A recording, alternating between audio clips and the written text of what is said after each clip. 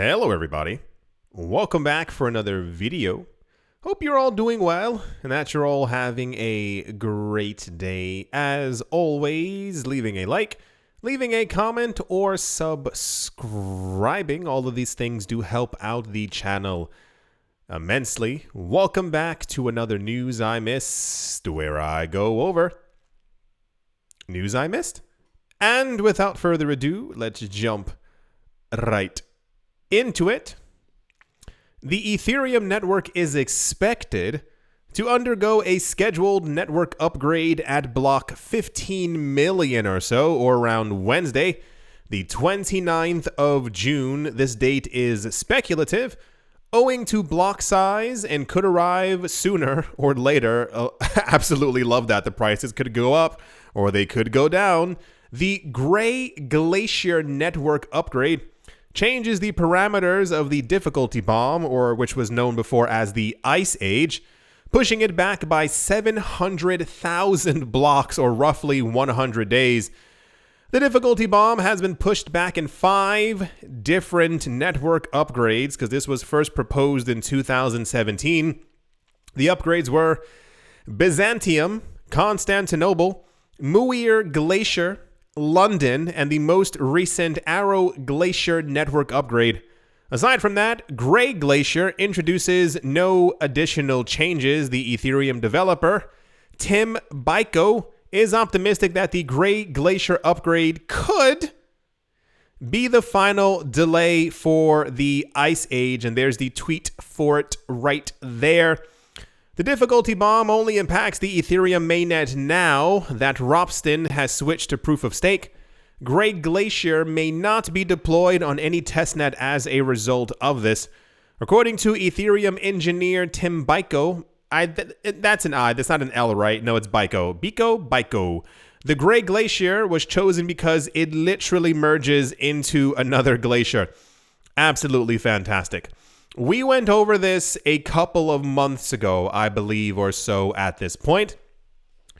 The idea being the point of the Ice Age is to literally, when Ethereum transitions to proof of stake, the proof of work chain, they don't want people using it, working on it, building on top of it at all, so they will implement an Ice Age that will begin to essentially freeze the chain so that if anyone tries to produce a block on it, it takes about 700 times as long, therefore de-incentivizing people from actually using that network. We have heard, at least at the time of me making this video, that allegedly sometime around August, don't know, we should be seeing the Ethereum 2.0 merge upgrade happening. Apparently, the idea of the delay of the Ice Age, or this upgrade, is to basically give anyone who needs a little bit of extra time to leave the network, basically an extra 100 days. I'm not sure the exact thought process behind this or why there needs to be another delay, but I'm pretty sure the developers and people behind the scenes who are dealing with all of this know. Not to spend too much time on the idea of the Ethereum upgrade, but this kind of needs to happen. We've gone over this many different times before. There's a lot of chatter from many other people that they're looking to leave Ethereum or looking for other projects. The transaction fees are way too high. It still has 15 transactions per second. For reference, Bitcoin has 3, and many other blockchains, especially proof-of-stake ones, are doing 800 transactions per second, 1,700 transactions per second. So 15 is a little slow for the largest blockchain on the planet. So yeah, the upgrade will arrive, if you will, on the 29th of June. I assume a lot of people will be talking about it as we actually get closer to it. Once it actually happens, I hope that it remains, because it has been activated, if you will, before, but simply pushed back further and further and further. Yeah, I try to remain realistically optimistic about anything that's happening with Ethereum, because it does take them a long time to upgrade and to do things. But then again, this could actually be the year. Yeah, that's the Ethereum Gray Glacier news. And yeah, let's move on. Also in the news, Binance, the largest cryptocurrency exchange by trading volume, just added another leaf to its wide range of services. I've never heard that phrase before in my life. Binance users can now book taxis to various locations directly on the Binance app. Changpeng Zhao, the co-founder and CEO of Binance, said on Twitter that the service is available to 150 countries across the globe. Users can pay for their rides with either Binance Coin or Binance's US dollar. Makes sense. The ride service is available in the Binance Exchange app under the Binance Pay section, accessible by swiping down from the Exchange app. That's way too many steps. I feel like just having like a section on the top being like, need a taxi, and then people just kind of click on it as opposed to swiping down 5 times. Binance Pay is a contactless, borderless, and secure cryptocurrency payment technology launched by the exchange in 2021. It allows users to shop with or send crypto to friends and family worldwide with zero fees. Other services on the Binance Pay portion include mobile airtime purchases, game top-up, and more. What game are you topping up? I'm asking a real question. What video game that everyone, for those of you who don't know, because it's not a very American term, it's like recharging or like not filling up, but it's like you top up your gas tank or you top up your metro ticket, kind of, your monthly something, like you add more money to it. What game? Maybe I'm missing something complete. Whatever. Okay. Moving on from there. Wonderful. This was not the most popular news out there. I thought it was quite fascinating. They don't say what the name is. It just simply a generalized wherever you are, it finds the closest taxi kind of thing, because taxis can be a little bit expensive. I have recently become a ride-hailing app person, because I used to take taxis, not everywhere, but sometimes, if it was quite far. I would notice that the taxi was, one time, here we go, I booked a taxi, not even to the other side of the city. It wasn't even that far. And it was like $65. That's the actual number. And I was like, whoa, that's a little expensive. But then I used Uber, and it was $18. That's a gigantic difference. So is this simply linking you with a generalized taxi service around you, or is it giving you like the, multiple quotes from different places, or like a set price? Because looking at that meter run is not fun. That's the Binance users can now apparently use taxis through the app news. See, weird, right? I guess that's why it wasn't really popular news, and is part of news I missed. And without further ado, let's move on. Also in the news, Thailand Security and Exchange Commission, or their SEC, has revoked the operating license of cryptocurrency exchange Huobi Thailand on Wednesday, prompting the company to say it will soon cease operations within the country. In a statement posted to Huobi's website, the company explained it will close the platform down permanently on the 1st of July and is working to contact its customers so that they can withdraw their assets from the exchange before it's too late.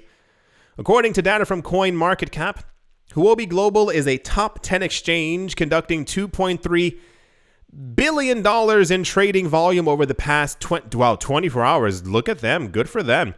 They said, "We are sorry our journey has come to an end. We sincerely thank you for your long support." Huobi's venture in Thailand was a relatively short-lived one. The company launched its platform in the country just over 2 years prior, in late February 2020, according to its company's website.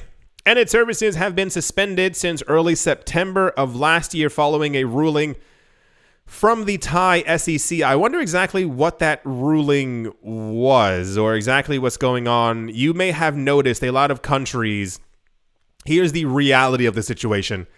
Not only do many countries not like cryptocurrencies, a lot of them have realized the things that cryptocurrency companies were doing or crypto exchanges were doing or stablecoin making companies were doing, that essentially the government can do the exact same thing to re-centralize all of the money and the power once again within these countries. So a lot of countries are currently revoking cryptocurrency exchanges and business licenses.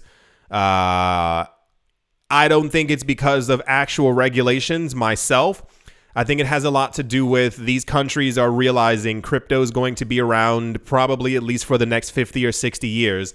And they themselves are now like, hey, we can get control over this by simply revoking licenses or telling other companies no. That's at least how I'm seeing it. The agency cited a failure to comply with rules and regulations it holds exchanges operating in Thailand accountable to in revoking its license after the company asked for an extension to fix issues identified by the SEC. That included trading, information technology systems, and customer asset retention on Huobi, Thailand's exchange. Excuse my French, but it sounds like the letters B and the letters S to me, because a lot of this stuff keeps happening over and over, especially recently within the cryptocurrency space, where all these regulators just happen to be finding problems kind of out of nowhere. So this is more of a generalized overall statement. If you are in Thailand and have money on Huobi, or if you know a friend who is there, please warn them. Crypto exchanges try to give a couple of months warning before something is going to actually happen. Because what usually happens is that these crypto exchanges, when they do or are told to disappear, the money from that particular platform leaves along with them. And in the past, a lot of people used to get very annoyed saying, hey, I didn't know you guys were leaving or shutting down. But they always try to give at least 3 to 6 months worth of warning beforehand. Hey, do it now before we actually take your money with us. So yeah. Another day, another crypto exchange. I don't want to say gone. They're still operating in other places. But, once again, countries are figuring this out. Cryptocurrency is not a fly-by-night thing. It is being integrated into everything. And if you can tell crypto exchanges to leave your borders or to shut down, and that particular government decides to make their own crypto exchange, well, guess who makes money instead? And without further ado, let's move on. This was actually quite popular news, and I was like, all right, sure, why not? I don't know if it's Voiling, if it's Vueling, Vueling. I'll say Voiling, a Barcelona-based airline that is part of IAG and BitPay, has reached an agreement that will make it possible for customers of the airline to pay using crypto. In order for the Spanish airline to provide this service, they will use the technology provided by UATP, which is the Worldwide Payment Network for the Aviation Sector. Sure, which enables a quick integration process according to a report by PR Newswire on the 16th of June. Due to the partnership, Vueling will be the first low-cost airline in Europe to accept cryptocurrencies like Bitcoin and Ethereum as a payment method.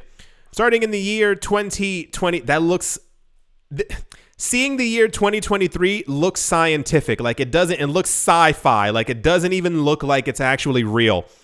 Isn't it weird that we live in the year 2022? Why don't people talk about this more? Does no one remember Y2K and how crazy everything was? And anyway, I'll stop rambling. Anyone will be able to make use of the service, which will be accessible through the company's website. Ticket prices will be displayed in euros, and customers will be able to pay for their flight from more than 100 wallets, as well as choose between 13 different cryptocurrencies. They will be Bitcoin, Bcash, Dogecoin, Ethereum, Litecoin, there it goes again, Shiba Inu, and wrapped Bitcoin to pay. I assume they're missing a couple of coins. And then the managing director was like, oh, we do this to make sure that people are comfortable when they're just doing it for money, because I told you every single company is now accepting cryptocurrencies because they realize that they also should have been buying Bitcoin from a while ago. So cool. Another company bites the crypto dust. I don't know. We already could pay for everything with crypto, and now this is like, it keeps expanding more and more every single day. I'm telling you, you're gonna wake up one day in the next 5 years, I'm stretching, sorry, oh my back, in the next 5 years, and realize that anything you want to buy can be immediately purchased with crypto, especially because, we have all these like Visa debit cards and stuff like that already are linked to crypto exchanges. So what a life to be a time. That's the Spanish airline accepting crypto payments by early next year news. And yeah, let's move on. I do hope that you've all enjoyed. I am still away vacationing. Yeah, soaking up the sun, or wherever I might be at this exact time. I honestly don't know. I do hope that you've all enjoyed. I do hope that you all are having a great day, a great morning, there we go, a great afternoon, a great evening, wherever you are, wherever you might be. I do sincerely hope that it's absolutely fantastic. Thank you all once again for watching, listening, and or supporting, and I will most certainly be talking to you all soon. See you.